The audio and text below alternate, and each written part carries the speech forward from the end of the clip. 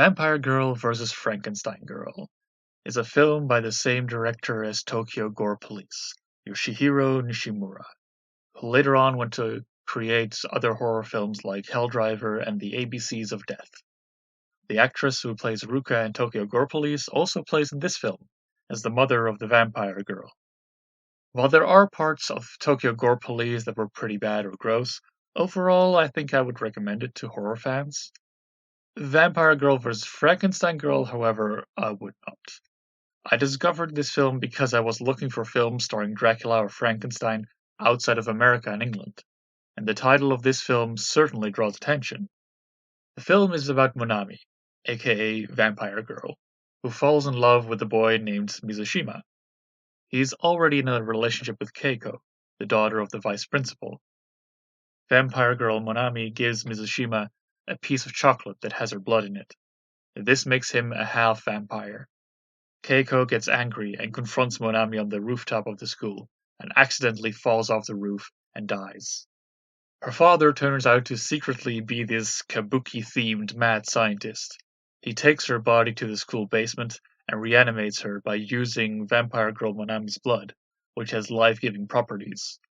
This turns her into Frankenstein Girl. Over the course of the rest of the film, the two girls fight over Mizushima. While the fights are cool, it's pretty shitty that they both try to force him to date them without really giving him a choice in the matter. It's a pretty slow build initially, and aside from the supernatural elements, it's pretty regular teenage love triangle plot at first. Oh, and there is also racism. And all the wrist cutting. There are several groups of girls at the school, essentially gangs in how they act. One of these groups are the Gunguru girls.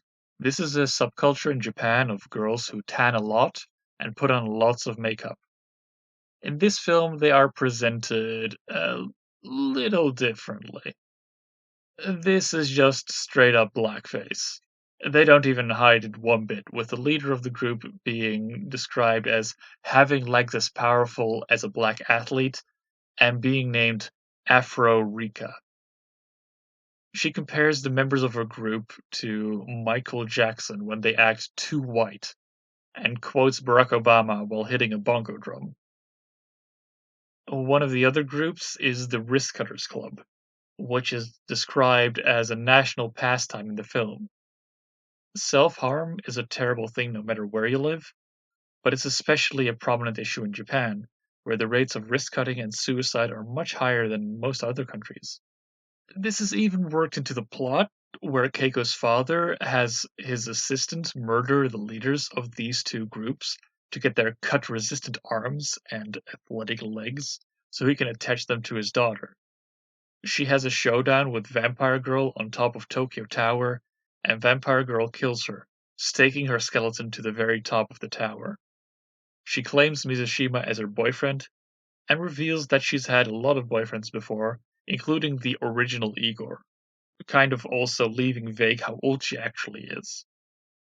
She then runs off to fight Keiko's father, who has come back from the dead as a giant reanimated super Frankenstein kind of monster.